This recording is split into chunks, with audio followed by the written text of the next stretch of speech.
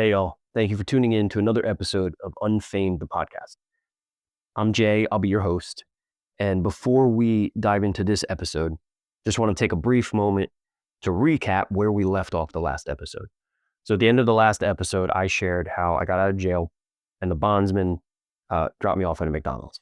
That's where we're going to start this episode. But before we do that, I just want to say that I appreciate y'all for listening. And if you've been following along the whole time, then you probably have started at the beginning and listened to each one up to this point. If you're just joining us, welcome. I love it. Appreciate you so much. And you can join this podcast. You can start listening at any point. I will say that probably at least on these early episodes, the best way to listen to this podcast, at least for now, is to start at the beginning and listen to all the episodes. The reason I say that is because at this point, at least, these episodes have built upon the previous episode. So that being said, I do appreciate all of you. Anyone that's listening, I love it. I love that you're joining me in this journey. I love that those of you that have reached out, that's so cool. I love hearing parts of your stories and how this has encouraged you. Definitely continue to reach out. I love connecting with people, especially to hear their story. So definitely reach out. You can email me at unfeignedpodcast@gmail.com. Unfeignedpodcast@gmail.com. So let's dive in. So I get out of jail. The bondsman is, he was such a cool dude. Like shout out to the bondsman because he explained the whole process to me. I had no idea, right? I had never been bonded out of jail before. And so I had no idea what the process was. Honestly, if I'm being honest, I had no idea what the process was. And so I had all these questions and he just answered all of them. And he was so cool. He explained to me what was going to happen and basically what it came down to. And I say this a lot. I have a saying that I use a lot. It goes something like, we don't have a problem until we have a problem, or there's not a problem until there's a problem. And that's basically what it came down to. He said, listen, as long as you go to your court date, then we're good. Then we don't have a problem. If you don't show up for your court date, then there becomes a problem. And so he drives me to this McDonald's. He apologized, which is crazy, but he apologized. Said he wished he could take me further, and it was totally fine. Really, all I needed was a place that had Wi-Fi, and I knew that McDonald's did. Because at this point, when you go into jail, they take everything. When you get out of jail, they give it back to you. But my cell phone had lapsed, and I needed a place where I could get on my phone and pay my bill, and I needed to connect to Wi-Fi to do that, and that way I could notify people to let them know I'm out. So I'm at this McDonald's, and I'm sitting there. I get on Wi-Fi and start letting people know that I'm out and explaining what happened and all that kind of stuff. I know my family was anticipating my phone call, or at least anticipating hearing what was happening, if I got out or what happened with the whole thing. And so I was able to, tell them all that. And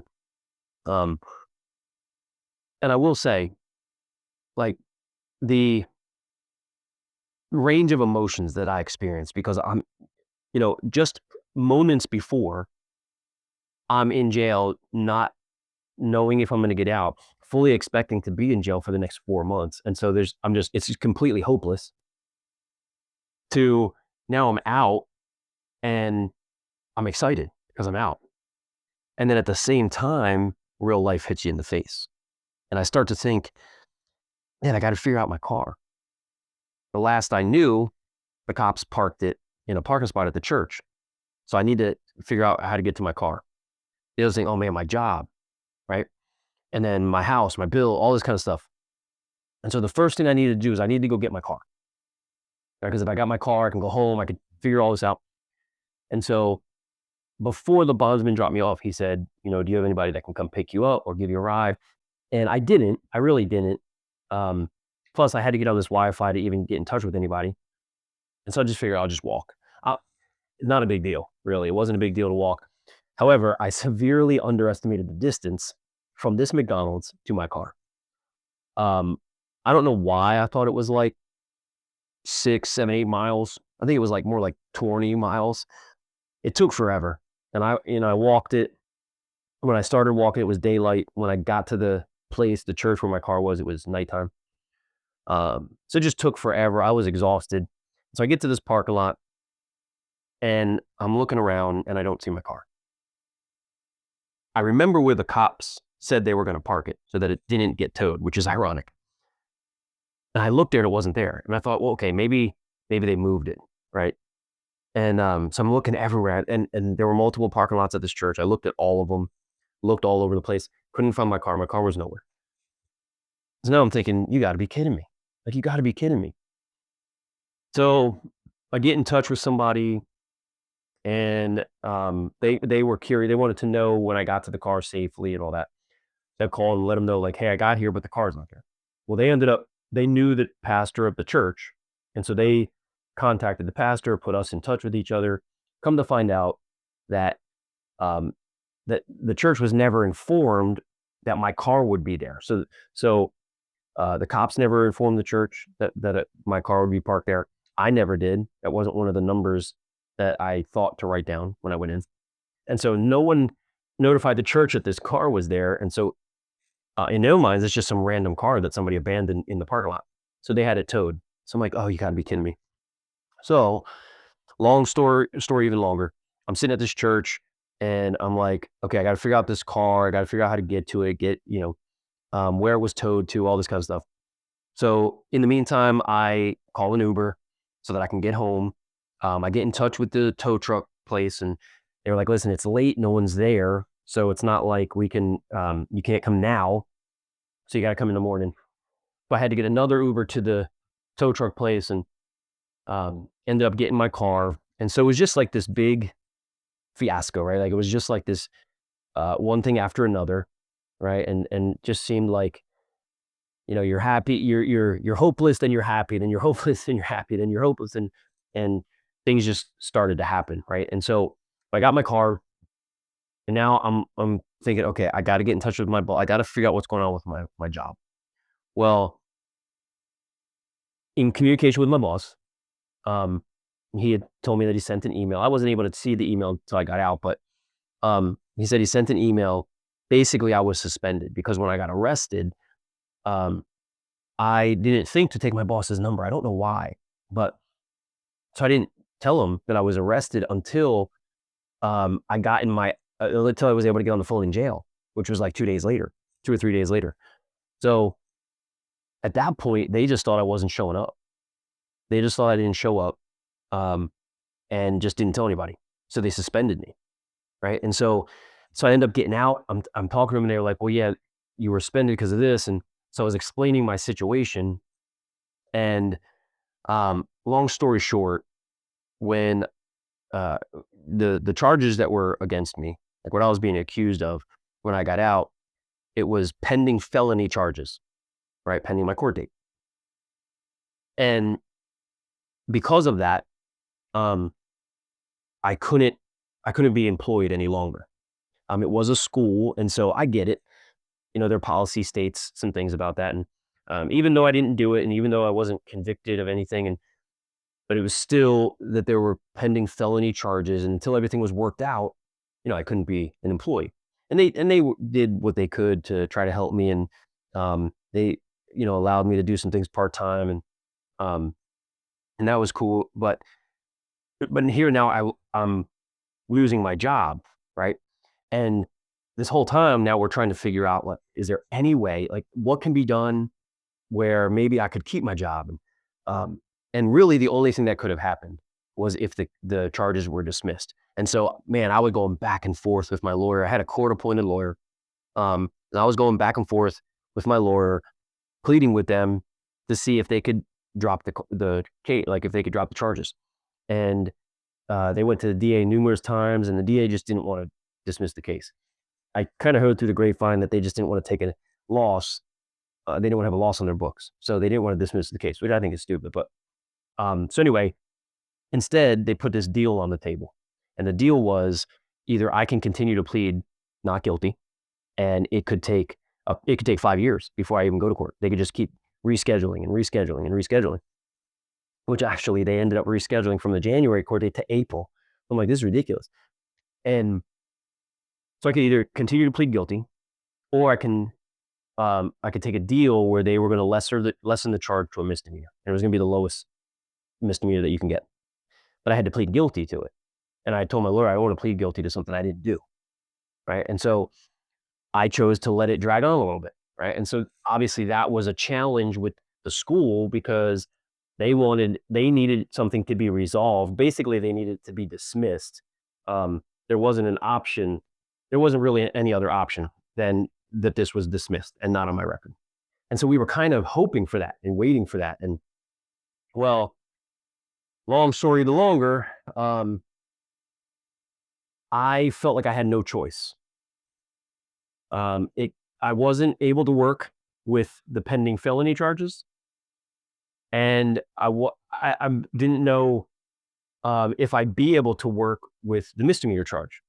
But I knew that I wasn't able to continue working there with the pending felony charges. So I kind of was going back and forth about this. Do I take the deal? Do I not take the deal? Talked with my previous employer and said, hey, here's the situation. But come to find out that whether I continued to plead not guilty or if I took the deal, either way, I would not be able to work there anymore, right? Because due to the policy of the school. And I mean, it sucked. It really sucked. It did. But I get it. I get it from their point of view, and, feelings and opinions and biases aside, policy was their policy. So with that in mind, I was like, well, I don't know what other option I have. So I talked to my lawyer and I was like, listen, I don't know what to do. And he said, listen, I'm just going to be honest with you. If you continue to plead not guilty, which I did at that, up until that point, I told him, I was like, I'm not pleading guilty to something I didn't do. So that was my option. I mean, that was my choice. But at this point, I was like, I don't know what to do. And so he was like, I'm going to be honest with you. If you continue to plead not guilty, if you continue to do what we've been doing, right? Here's what will likely happen. They will continue to drag this out. They will continue to reschedule. And it could be years and years and years down the road. Then we would have to go to trial. And we would have to prove innocence, and they would have to prove guilt. And so he said it would just be a really long and dragged out process. And there's no guarantee that, the judge wouldn't send you back to jail and, all this stuff. So I'm like, well, okay, I don't want to do that. So I told him, I was like, well, listen, because I just feel like I don't have an option. I don't have another choice, right? I don't have, just felt like that I was backed into a corner. And so I told him I'm going to take the deal. And so ended up taking the deal. Well, I told him to, go to the DA, let the DA know I'm going to take the deal. And he was like, all right, listen, we'll get in court in a week. And so now I'm starting to panic a little bit because while I wanted to get this over with and behind me, now I was face to face with, well, I don't know what's going to happen. So I had all these questions like, if we go to court and I plead down, right? If I plead to the lesser charge, I take the deal, is there any chance I go back to jail? Like I didn't want to go back to jail. I wasn't afraid of jail. I wasn't afraid to be in jail, but that meant losing my kids again, losing my life again. And I didn't want to do that. And he kept saying, well, listen, I can't 100% guarantee because you're at the mercy of the judge, but likely you won't go back to jail.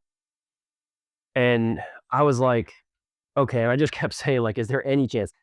Finally, they were like, listen, really, honestly, I don't think there's any chance that you go to jail. Well, again, the judge could be having a bad day, be in a bad mood, whatever. He's like, likely you're going to get probation. And so I didn't know the whole process. I didn't really even know what the deal was. And so I was like, well, listen, I'll take it. I'll take the deal because I'll take my chances with a pending felony charge. It was so bad. I mean, it sounded so bad. And I'd been applying the jobs. Applying the jobs all day, every day. And I'm getting passed over, denied, told, no, you can't do that because if it was in a school setting or, whatever the situation was, I was getting passed over. I was getting denied. I wasn't even being offered. A couple of jobs I went to when I was at the final state, they wanted to offer me the job. and then they just couldn't get past the background check.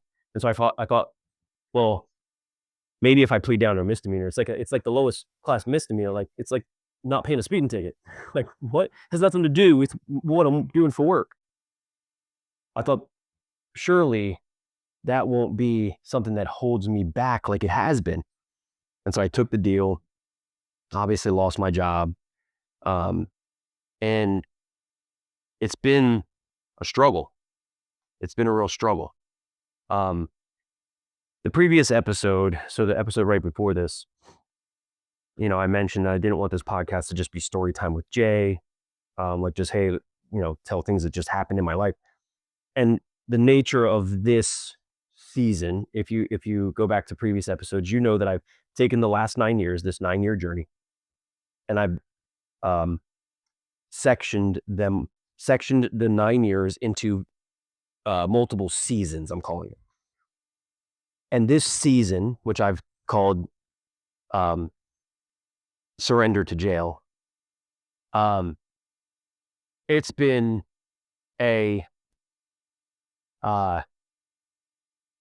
it's been probably the most crucial aspect of my 9-year journey, right? And I thought, honestly, if I'm being honest, I thought that that I'd be able to do this in one episode, right? Obviously wasn't able to do it in one episode. Definitely thought we'd be able to wrap it up in 2 episodes. Well, that didn't happen either, and that's why I won a third part of this. So this Surrender to Jail has become a 3-part series.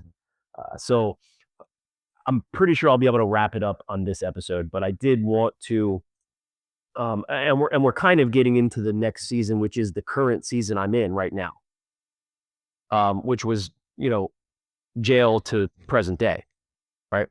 And so we are kind of overlapping a little bit, but wanted to shift gears a little bit here. So I've given you the story, right? I've given you the story time with Jay, quote unquote, about what happened when from when I surrendered my life and got my life back on track, and then things are looking up, and then everything came crashing down. My whole world came crashing down. And then talk a little bit about jail and then getting out, and we're going to get into the next season on the next episode.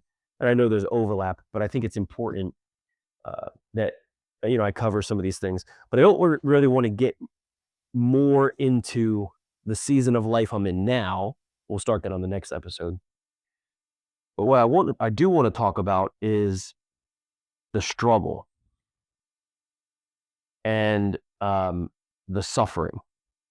Like I refer to times like this as the sharpening, right? I know, I hate cliches, and people, they throw around the cliche iron sharpening iron, right? They use that a lot. And it's actually a really good cliche. And if you know the process of how iron is sharpened by iron and, being forged in the fire, and the process is painstaking. It's very painful, and it's grueling, and it's this long process of refining, right? Being refined by the fire, and it's very grueling. But what comes out at the other end, what comes out of that is beautiful, right? And so I often refer to times like this as the sharpening, right? Or the refining. And it's in the sharpening, it's in the suffering that a lot of growth can take place, right? That a lot of healing takes place, right? And so I want to shift gears a little bit. I want to talk about that. So like I said, I got out of jail, super excited, right? Super excited. But at the same time, I'm hit with real life. I'm out, I'm back in the world, right? But now I got to deal with real life, right? So I have my job. I just lost my job. So what am I going to do? Right? I have this battle of the charges that I'm dealing with and my record. And I have people asking questions and they want to believe me, but some question like I don't know what I believe, and some don't believe me, and you know, others do believe me, and and a lot of it were people that were close to me too that were struggling with this, and I struggled myself. I struggled with how I felt. Right, I struggled with how I felt about um, people that were close to me. I struggled with how I felt about about the person that accused me of these things. I struggled with all of those feelings, right? And um, I found myself, honestly, I found myself sinking to a really low place again, a dark place. Like I thought that, uh, when I was kicked out of the house and I became homeless, and when I reached that darkest place of my life that I had ever been, I thought that was that I wouldn't experience that again, right? Once I surrendered my life and I started to come out of it and I turned my life around, I thought I would never experience that again. And then jail, right? And that's a dark place. It was a dark place and hopeless, and again, it was this low, dark place. And I get out and I think, man, okay, cool. I can start putting the pieces back together again. I lost a lot, but I can start putting the pieces back together. Well, I I started to feel this hopelessness again, because it seemed as though um, things uh, things were not going to work out. It seemed as though uh, I wasn't going to be able to put my life back together again, and it was just a roller coaster of it. Really, it was just the up and down, and like what next? What is going to happen next? Right? What next? And so I started to feel like um, hopeless again. I started to get that hopeless feeling, that low feeling, and I felt myself falling lower, and I started to feel like I'm drowning again, right? And I hate that feeling. I wasn't having panic attacks and things like that, but I was out, but I'd lost everything. I lost everything, and so I don't know what I'm gonna do, right? And again, I'm at this place again where it's the unknown. I don't know what I'm gonna do. Um, Things seem hopeless, right? And there was a there was a song that really got me through a lot of things, right? And I would I would play this song and over and over and over and over, just on repeat. I would literally just play it on repeat. And the song is called Yet, right? And it's from Maverick City and Chandler Moore. And the song is called Yet. It features Ashley Hess and The King Will Come. But again, it's from Maverick City Music, Chandler Moore, Naomi Rain, Ashley Hess, The King Will Come. So, but this song I played literally over and over and over, and I would play it on repeat. And if you haven't listened to it, you really should listen to it. I might put a little clip of it on this episode. I'm not sure yet, but the song talks about like pleading with God, don't give up on me yet. And then the song goes on to say that he won't give up on me yet, right? Well, I started to feel like that. I started to feel like hopeless, like I'm drowning. And I just want to take a little bit of time to talk about that, right? Because I started to think, after last episode, like what's the purpose of this podcast? I started to remember that. And it's not just to tell stories. It's not just to tell what happened. It's not just to be entertaining or scandalous or whatever. And so I started to think, like, what about this moment in my story do I want people to know? And here's what I want to reiterate, at least at this point. I felt so low. I felt so depressed. I felt so hopeless. And I don't know what y'all are going through. I don't know what you're going through. You might be going through something in your life right now. You might know somebody that's going through something in their life right now, and it might seem hopeless. It might seem like the only thing you can feel is despair.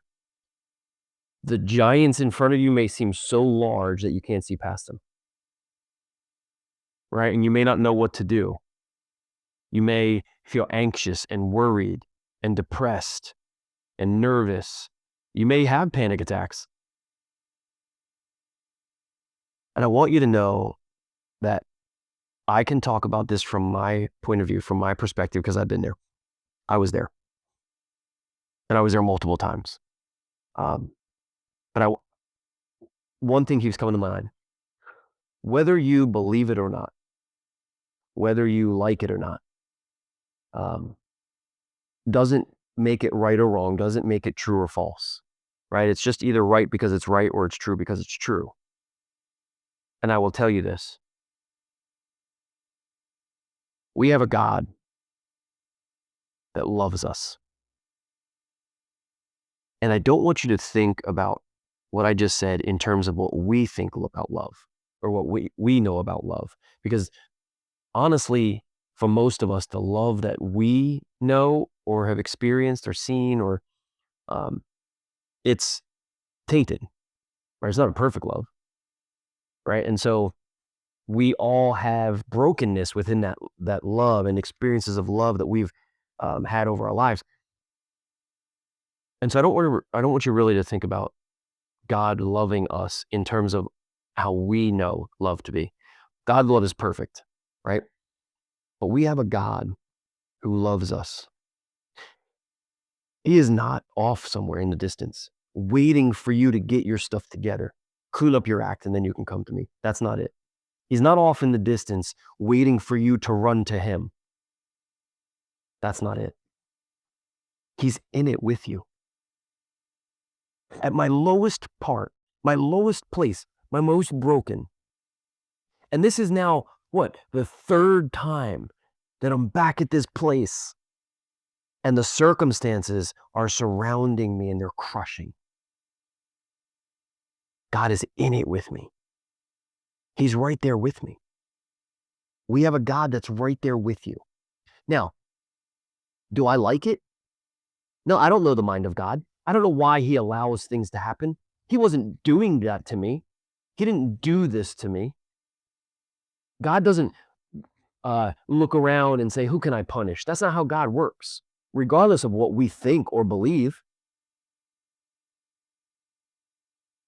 God loves us so much that even in the midst of all of that, even in the midst of the chaos and the storm and the suffering and the pain and the hurt and the depression, go on, even in the midst of that, he's there with us.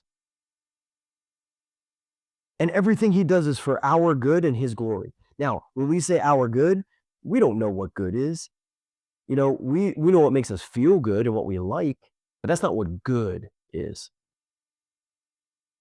And even in the midst of all of that, God loved me so much to say, I'm not going to let this be for nothing. Whether your circumstances are because of what you did, they're a result of your actions, or things happen to you that might have been beyond your control, God's not punishing you in the suffering, but he's also not letting you stay there. He loves you too much to let you continue to be anything other than what he has created you to be. And so one thing I want us to realize is that God is not off in the distance somewhere. He is not just some deity out there. He is personal, and he's there with us. He's in it with us. And in the midst of all that, he's taking everything and he's doing exactly what I said before. He's sharpening us. He's refining us. You see, unfortunately, we have a free will to do things, right? We're not robots, and he's not playing a video game with us. And sometimes, either by fault of our own or by no fault of our own, our actions or others' actions, cause our circumstances to be really messed up and cause a lot of suffering and brokenness. and it's painful. But even in spite of that, even in the midst of that, God says, I'm not going to leave you there. I'm going to use this because I know what I created you to be. And I'm going to use this. And maybe something in here is exactly what you needed in order for you to become the person you're supposed to be. And it's funny because I hated it. I pleaded with God. I prayed earnestly day and night, pleading, begging with God to do certain things, to change certain things, to help with certain things, to give me certain things like wisdom, right? And even how the Bible says, ask for wisdom and God will give it to you graciously. That, we can come to the throne of God. We can come to God with boldness and confidence. He'll give us rest. He'll give us peace. He'll strengthen us. And so I'm praying these things back to him. But you know what? I hated it and I was pissed. And I told God I was pissed. I told God I hated things. God's not off in the distance. He's there with us. The other thing I want us to remember is God wants our brokenness. He wants us to come to him real, raw. He wants our heart. And he's willing to do whatever it takes to get our heart. Again, we're not robots. It's not joysticking where he's like making us, forcing us to do things. But he will step into whatever he has to step into to get our hearts. And that's what he had to do with me, because I wouldn't have run to him otherwise. I don't think I would have. And he had to come and get me. And he's in it with us. And he loves us so much that he's willing to step into anything that he has to in order to get our heart. But man, while I was in that, right, during that time, it was painful and it was lonely and it was dark. And the only thing that got me through was that I kept telling Jesus, you came and got me. You came and got me. Please don't let me go. I said that phrase. I used that phrase, please don't let me go, every day and night. While I was in jail, when I got out of jail, my darkest place, my lowest place, I kept pleading with God, saying, Jesus, please don't let me go. Just don't let me go. And my challenge to us is it's very easy to focus on the circumstances that are closing in on us. It's very easy to set our eyes on the things that we can see right in front of us or surrounding us, and they could be crushing, right? Even if no matter what you believe, you've probably heard the story of Jesus walking on water. And I want to share that real quick. So the disciples are in a boat. They see what they think is a ghost at first, and they realize it's Jesus. And Jesus is walking towards them on the water. And Peter says, if it really is you, call me out to you. Let me come to you. Let me walk on the water so I can come out to you. And so Peter gets out of the boat and he starts walking on the water. The waves didn't calm down for him to walk on the water. The ocean didn't stop for him to walk on the water. Jesus allowed him to walk on the water to come to him. But as long as he was looking at Jesus, as long as his what's the word I'm looking for? As long as he kept his eyes on Jesus and he walked towards Jesus, and that is what he focused on. It's not like he forgot where he was, but as long as he focused on getting to Jesus, he focused on Jesus, he was fine. But at some point, he realized he's in the middle of the sea. The waves are all around him. The darkness, right? The fear of being in the water, like, this is impossible. How am I standing on the water? And so he started to focus on everything around him, the stuff that was surrounding him. He started to focus on all of the stuff that was pressing in around him. And what happened? He started to sink. And he started to sink. And it says that Jesus reached down and got him and pulled him back up. And if you ever watched the series The Chosen, or if you haven't, you should. But there's an episode of The Chosen where this scene is in the episode, and it's so cool to watch how they portray it. And he starts crying and pleading, "Just don't let me go. Just don't let me go." It's so easy for us to see the circumstances closing in around us. It's easy for us to see the obstacles, the challenges, the mountains, the giants. It's easy for us to see the loss. It's easy for us to see we don't have a job. It's easy for us to see I lost my relationship. It's easy to see the broken relationship between maybe our kids or our spouse or our parents or whatever. It's easy to see all of the circumstances that aren't going the way we hope. Some are a little bad, some are terrible. It's all different for all of us. It's easy to see the evil, the bad, the tough, the painful that's surrounding us and pressing in on us. And my challenge to all of us is, in order for us to heal, right? In order for us to move, to see beyond those things, there has to be something that gives us hope. Hope is what allows us to see beyond these, because all these circumstances, all of these things make it hopeless. And so you need something that provides hope, that allows you to see a crack in the wall, a crack in the circumstances, right? That hope, there's that kind of hope in Jesus. And the only thing that got me through being in jail, the only thing that got me through these dark moments was the fact that I could say, "Jesus, don't let me go. Just don't let me go." And I realize, side note here, which is fortunate or unfortunate, and I hate it, I really do. I realize that God he's preparing me for something. All of this he has used in his preparation of me for something. So he's got something for me. He's got something for you. I don't know what you're going through. You might be going through something extremely difficult. God's got something for you. And he's using this to prepare you for whatever he's got for you. I know for me personally, and I came to realize, I learned, and I understand now, that God was building me for something, right? And unfortunately or fortunately, however you look at it, he's built me for this. And I'm honest with God because I don't like it.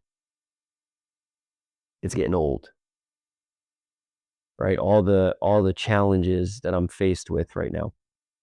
And we're going to get into some of these things in the next episode, but all of the things that happened to me and then the ripple effects from that. And now the challenges that I'm faced with, I know God built me for this. And I don't like it. Right? I just want something to work out. But my hope comes from the fact that God's got something for me and he's built me for this. I saw a quote one time and it was pretty cool. I love quotes and motivational things. And I saw this quote one time and it said, why, I asked God, why do you keep allowing me to enter into such deep water where I feel like I'm going to drown? And God said, because your enemies don't know how to swim. And I just thought, man, that sucks. But it's awesome. It's awesome. I'm built for this. God's built me for this, and he's preparing me for something. I've experienced a ton of healing in my darkest moments. The other thing that got me through was my hope in Jesus. And believing, and here's the thing, believing that God has something prepared for me. He's preparing me for that. And all of these things, I'm being refined by the fire. But at some point, I'm going to come out beautiful out the other end. I'm going to be more of the person that he's created me to be. And I've already gotten there so far. I've come so far. I've got so far to go. I've come so far. And so whether we believe it or not, whether we like it or not, we do have a God that loves us. And Jesus won't let us go, regardless of what we think our circumstances are. And I'm not downplaying anything, because I know what I went through was difficult. What you might be going through is difficult. I get it. But trust me when I say that I know that you are being prepared for something. And it's tough to embrace that, right? It's tough to embrace it because circumstances just suck. Life sucks. I get it. And there's some celebratory moments too. Don't get me wrong. Like, life is not just all bad, but sometimes these circumstances that we're in just really suck, man. And it feels like life sucks. And so I want you to remember that God is not off in the distance. He's right there in it. Jesus will not let us go. Our hope, we can grab onto this hope that Jesus provides, and the hope is in that God is preparing us for something. He's got something for us. He has something for me. And if I have to go through more, so be it. Because he's built me for this. He's got something for me. He's preparing me for something, and I want to see what it is. And so it goes back to some of the life mottos that I live by. Whatever you put your attention to, you will become attracted to. Whatever you become attracted to, you will pursue.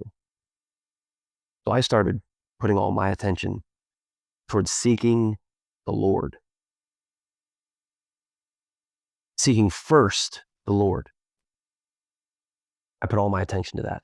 And I started to become really attracted to it. In the midst of the storm. Like, trust me, y'all, when I say that there are still circumstances in my life that I feel like I'm drowning. But I decided to put my attention towards seeking the Lord. And on the next episode, we'll get into a little bit of what that means. If you have questions about how I did that, what it means, blah, blah, blah, whatever, email me, unfamedpodcast@gmail.com. But I started to put all my attention towards seeking the Lord. Well, what happened? Inevitably, you become attracted to it. And I became attracted to seeking the Lord and building my relationship with the Lord. And when I became attracted to it, what did I do? I pursued it. And that's what got me through.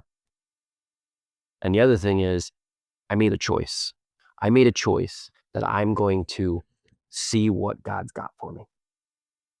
And when I made that choice, when I made the choice not to sit in my depression, regardless of how bad it is, and the same thing for any of you that might be listening, regardless of your circumstance, no matter how bad, it will come down to a choice. You're either going to choose to remain in that place, and you're going to choose to focus on the circumstances, or you're going to make a choice and you're going to say, I want to see what God's got for me.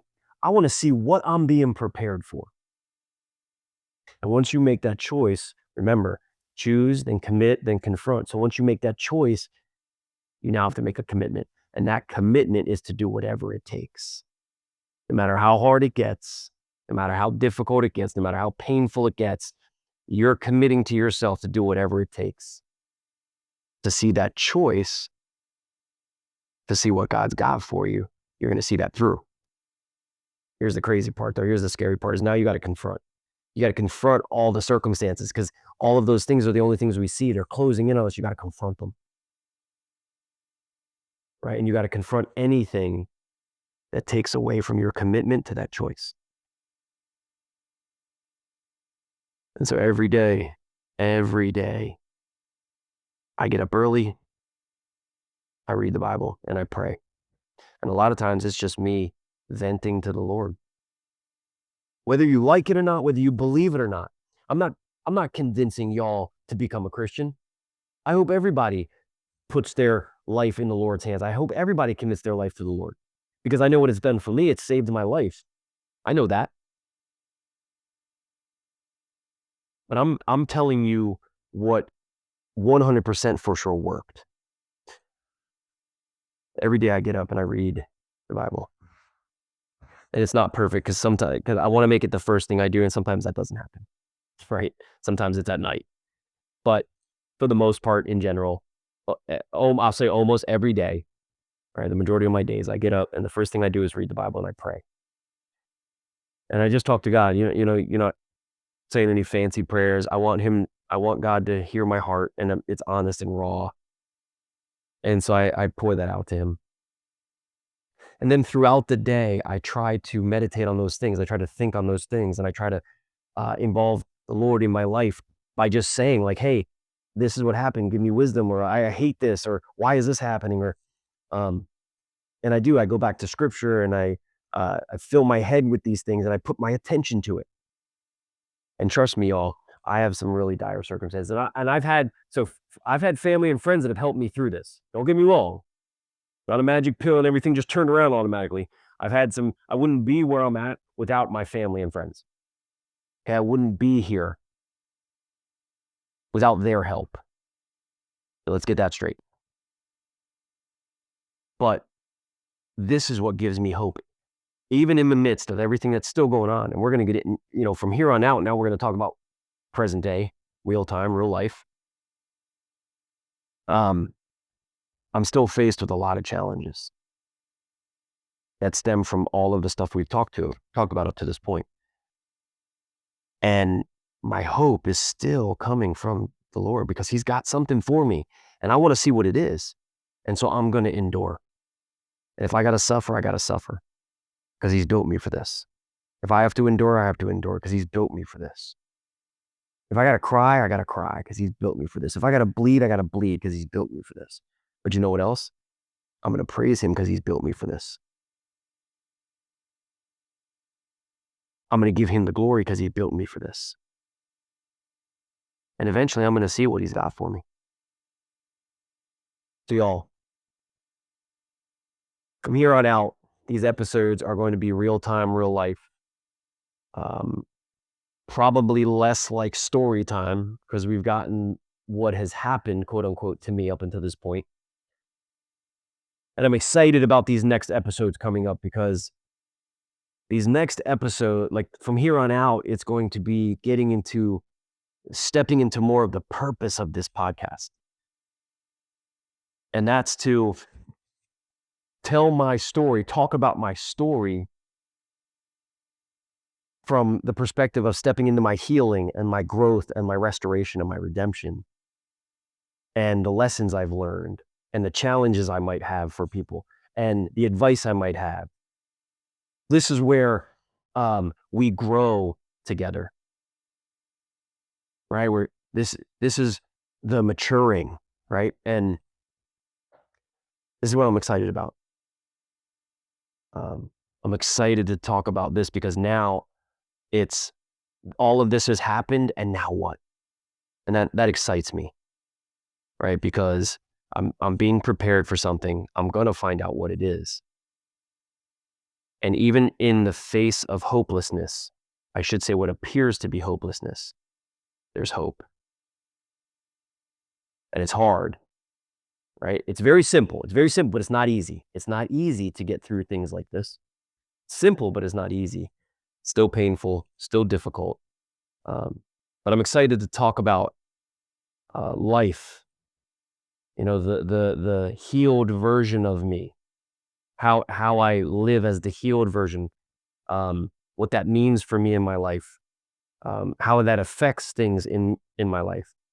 And like I said, hopefully, if there's even just one person that can benefit from this podcast, then it's all worth it.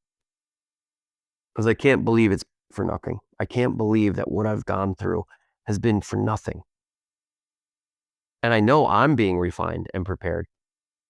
But I also have to believe that my story can help someone.